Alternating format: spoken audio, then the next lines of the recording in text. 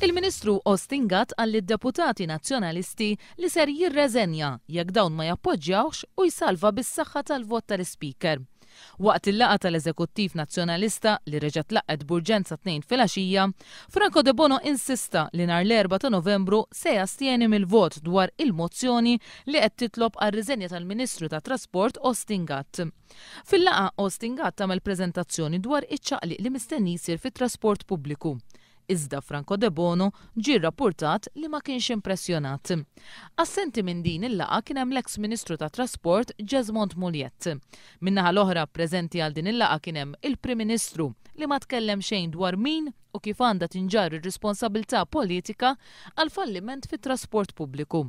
U dan wara li kienu stess li 24 siegħa qabel ammetta li n-nies qed ibatu minħabba l-inkonvenjent li ħolqot is-sistema wara 3 ta' Lulju.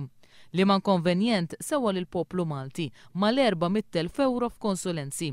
Appartit minn 130,000 euro li ntefqu f'intercharges biex wara 3 xhur kollox kellu jerġa' jirritorna għalli kien qabel it-3 ta' Lulju.